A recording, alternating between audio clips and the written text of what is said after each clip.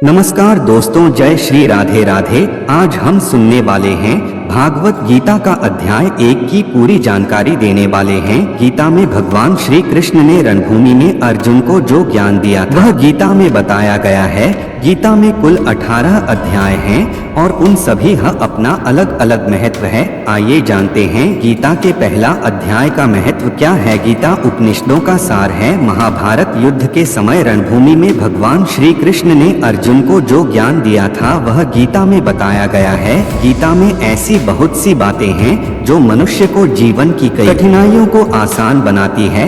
इतना ही नहीं, गीता पढ़ने पर मनुष्य को बहुत सी नई जानकारियां भी मिलती है। साथ ही हर अध्याय के नियमित पाठ का अपना लाभ और महत्व है। भगवान शिव ने देवी पार्वती को गीता के पहले अध्याय के पाठ का महत्व जो बताया है वही यहाँ आपके लिए प्रस्तुत है। लेकिन गीता के पहले अध्याय के महत्व को जानने से पहले जान लीजिए श्रीमद् भगवद गीता के प्रथम अध्याय की खास बातें। गीता के पहले अध्याय का नाम अर्जुन विषाद योग है। इस अध्याय में कुरुक्षेत्र के मैदान में उपस्थित बंधुओं और संबंधियों को सामने देखकर अर्जुन के मन में उठे विषाद और मनस्थिति का वर्णन किया गया है, जिसे संजय धृतराष्ट्र को बताते हैं। गीता प्रथम अध्याय का महत्व। एक समय पार्वती जी ने पूछा है, महादेव जी, किस ज्ञान के बल पर संसार के सब लोग आपको शिव कहकर पूजते हैं? मृगछाला ओढ़े और अपने सभी अंगों में शमशान की विभूति लगाएं, गले में सर्प और नर मुंडों की माला पहने हुए हो, इनमें तो कोई भी पवित्र नहीं, फिर आप किस ज्ञान से पवित्र माने जाते हैं? तब महादेव ने उत्तर दिया कि हे प्रिय सुनो, मैं गीता ज्ञान को अपने हृदय में धारण करने से पवित्र माना जाता हूँ। इस ज्ञान से मुझे बाहर के कर्म नहीं व्यापते। तब पार्वती जी ने कहा कि हे भगवान, जिस गीता ज्ञान की आप ऐसी स्तुति करते हैं उसके श्रवण करने से कोई कृतार्थ भी हुआ है? महादेव ने उत्तर देते हुए कहा कि इस ज्ञान को सुनकर बहुत से जीव कृतार्थ हुए हैं और आगे भी होंगे।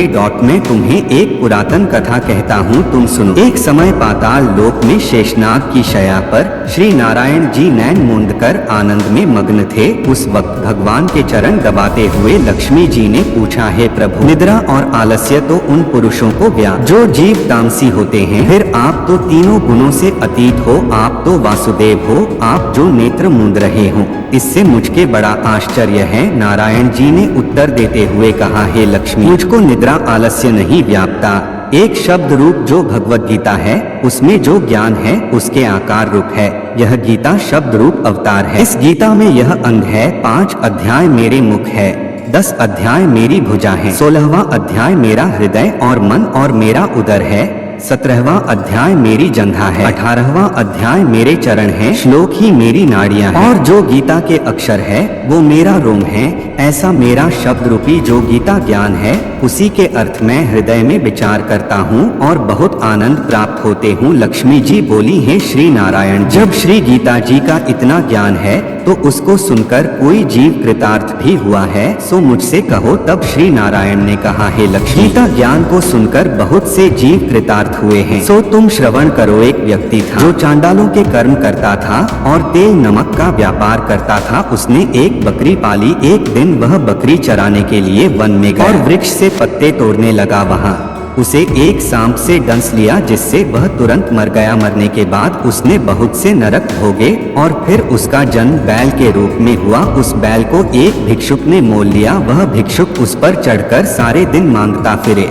जो कुछ भिक्षा मांग कर लाता वह उसे अपने परिवार के साथ मिलकर खाता और वो बैल सारी रात द्वार पर खड़ा रहता। उसके खाने पीने का भी कोई ख्याल नहीं करता था और सुबह होते ही बैल पर चढ़कर फिर मांगने निकल जाता। जब बहुत दिन हो गए तो वह बैल भूख से गिर गया, लेकिन उसके प्राण नहीं निकले। नगर के लोगों ने देखा और उस बैल को कोई तीर्थ का फल दे तो कोई व्रत का फल दे, तब भी उस बैल के प्राण नहीं छूटे। एक दिन गणिका आई।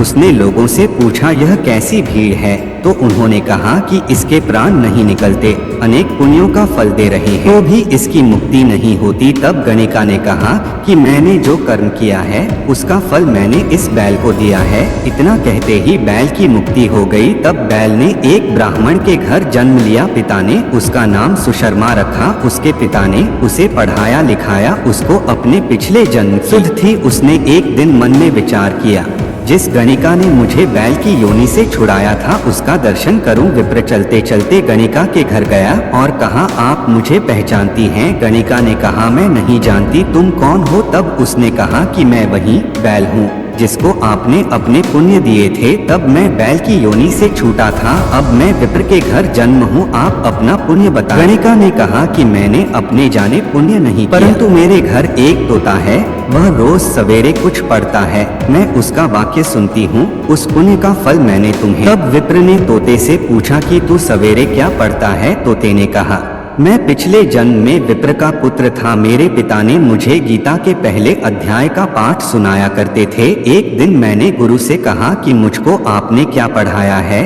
तब गुरुजी ने मुझे शाप दिया कि तू तोता बन जा। इसके बाद से मैं तोता बन गया। एक दिन बहेलिया मुझे पकड़ ले आया और एक विप्र ने मुझे मोल ले लिया। वह विप्र भी अपने पुत्र को गीता का पाठ सिखाता था, तब मैंने भी यह पाठ सीख लिया। उसी दिन विप्र के घर में चोर घुस गए, उन्हें धन तो प्राप्त नहीं हुआ, लेकिन वह मेरा पिंजरा उठा ले आए। उनकी यह गणिका मित्र थी, वह मुझे उसके पास ले आए। सो मैं नित्य प्रातः गीताजी के पहले अध्याय का पाठ करत हूँ, जिसे यह गणिका सुनती है, पर इस गणिका को समझ में नहीं आती जो मैं पढ़ता हूँ। वही इस गणिका ने तेरे निमित्त दिया था, वह श्री गीताजी के पहले अध्याय का फल था। तब विप्र ने कहा कि तोते तू भी विप्र है, मेरे आशीर्वाद से तेरा कल्याण हो। सो हे लक्ष्मी। विप्र के इतना कहते ही वह तोता भी मुक्ति को प्राप्त हो गया। तब गणिका ने बुरे कर्म छोड़ भले कर्म ग्रहण किए, नित्य स्नान करके श्री गीताजी के प्रथम अध्याय का पाठ करना शुरू कर दिया,